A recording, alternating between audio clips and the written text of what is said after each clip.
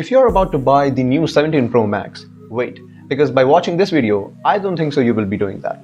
So Xiaomi has released Xiaomi 17 Pro Max, and a part of that copying thing, it's definitely beating iPhone in every individual situation, including cameras. So the Xiaomi 17 Pro Max is released in the market, and it's Xiaomi's first flagship with a gapping one line. Like, it should be the name Xiaomi 16 Pro Max, but they have to match that iPhone lineups in sort of birthing a new controversy. So they have named it as a Xiaomi 17 Pro Max. It also includes with those camera plateau, which we can see in iPhone 17 Pro Max as well. But I don't think so they have produced massively of these phones before the release of iPhone.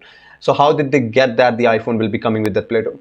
It's a weird thing, but thinkable. Now, this plateau is not just about a dual screen. It can perform multilingual thing, which you cannot do onto that iPhone plateau. So there are a lot more new things which Xiaomi has put into this phone. And if you think that this is like a concept phone or this will not be retrieving for more public, this is Xiaomi's flagship phone, which they will be selling at the massive price bracket at the massive market. They have put in a secondary display in their main, smartphone. That's pretty weird too. The main Xiaomi goal here is whenever any of the users will try to choose iPhone 17 Pro Max, once they'll be looking into those Xiaomi 17 Pro Max, they'll be thinking of, kind of good stuff. And then when they will be digging down onto those phones, they will be definitely impressed and might be switching their mindset. So it's a perfect time to start with batteries. So the new Xiaomi 17 Pro Max battery has 6300 mAh, and it's 25% bigger than the iPhone 17 Pro Max and S25 Ultra. And if you talk about the Xiaomi 17 Pro Max variant, it's 7500 mAh, and it's 50% more faster or more capacity than the iPhone and the S25 Ultra, the latest iPhone. And how they have achieved it, because they have been using the silicon carbon battery, and the concentration of silicon inside that battery itself is in huge quantity, so they can achieve 7500 mAh of battery. And if you're willing to see this is a lot more number than what you expect a average smartphone to put into the battery life. This would nearly last you 1.5 days or maybe 2 days, and maybe 2.5 days if you're using it according to your situation. So, and if you think that this providing this much amount of silicon inside the battery will make the phone more bulkier, make the phone more heavier, it's actually lighter than the iPhone 17 Pro Max. So you can imagine the more capacity of battery with the less, thickness, and also with less weight. And this is a perfect time. If you think that including with these batteries and that back screen, you might be thinking that the performance will be going down. It comes with latest Snapdragon Elite Gen 5 chip. So the next generation of all the smartphone will be upcoming 2026 smartphone. All of Android phone will be powered with this chipset. And Xiaomi has already put into those stuff. Like, it has the fastest RAM you could ever get onto your smartphone. It has 16 gigabytes of RAM, 256 gigabytes of fastest storage, which you again get any of the phones. Now, talking about the main display, so the main screen is about 3000 nits peak brightness, 1:120 adaptive refresh rate. It is a new Gorilla Glass Victus 2, which is more powerful than any other sort of Gorilla Glasses. It also comes with a pre-applied protectory glass, which is also Gorilla Glass, and it comes with for the rear screen and for the front screen as well. So I think most of the individual smartphone companies should be providing these quality of pre-applied screen protector as well as sort of case inside their phone, which Apple doesn't, and Samsung as well. So adding on to the second display, so this display can be very much useful once you are started into selfies, once you are started into recording. So if you see the front camera selfie lens, it's actually more stronger than any other phone again, but it will not be more stronger than the back camera. And this phone can help you do that, just because the back screen has some sort of room that you can actually use your camera stuff. And it's very well integrated. So once you're using the back screen as your viewing desk, then the front screen will be blocked up. So misclicks cannot be happen at any point. Once you're using the front screen, the back screen will be backing out. So again, misclick cannot happen. So well integrated. And this could be very helpful once you're, recording some sort of videos as well. You don't have to use some sort of external rear display kit. You can actually view that you could able to record yourself or not.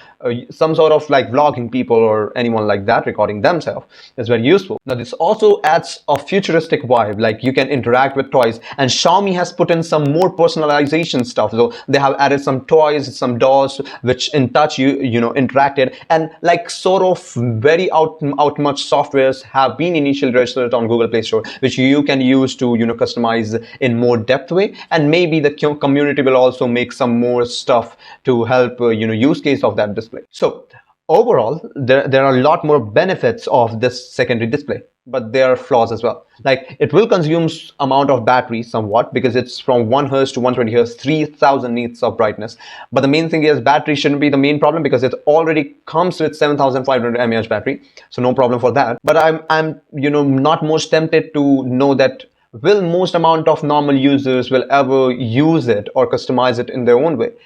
I don't think so, because most people are unaware of the fact that they also can use it in a many different ways. And if they got those facts, they will not be using it on a daily basis. Like, if I have to, get hands on those phones, I will not be changing my clock face every day, every hour, or I will not be using that doll, or I will not be, gaming onto that small display. Though that will be more likely to talk on Instagram, very much popular on YouTube and some sort of things. But in day-to-day personal uses, I don't feel any more benefits of that secondary display, apart from that camera stuff, which is very much useful.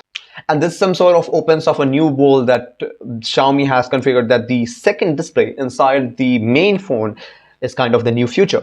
And it's also reflects onto the iPhone's foldable phones, which also comes with some sort of secondary display. And Xiaomi also wanted to jump into those technology. Now, the perfect time to talk about cameras. So this phone, particularly having so much great amount of camera stuff that you will not get in any other phone. Like, it has the best zoom, it has the best video quality, although not comparing other smartphone, because some sort of Apple still carries the lead in terms of video recording, but has more tone, has more dynamic range. So if you're a pro user, so solely depends upon camera, you could go with the Samsung S25 Ultra as well as iPhone 17 Pro Max. And this camera also record 8K videos in completely raw format as well. iPhone still can't able to do those things. So that's also a backside of iPhone. So at first glance, Xiaomi 17 Pro Max seems a kind of gimmick or copy of iPhone 17 Pro Max. But again, apart from copying, it carries much more stuff which likely to be followed by other companies as well. But more you use it, it flips the script. Like, once you start using it, iPhones feel sort of boring, because it has new things to take a look on. It has new things to involve into, apart from that iPhone, which continuously makes the same quality of things, same softwares, and same individual cameras, screen, and all those. So a new sort of technology are more likely to innovate people into those usable technologies. So either you love it or hate it, either you love the back screen or not, either you love the idea of applying secondary screen. You cannot deny the fact that these kinds of things only makes the smartphone world more exciting again. And I think the secondary display will likely to push the limits of every individual phone, and likely to add more displays onto it. That would be good, but we cannot predict about future. So let's see when our iPhone will be coming with a secondary display, or the fold, or the flip of iPhone or Apple. Till that time, keep vibrating just like quartz.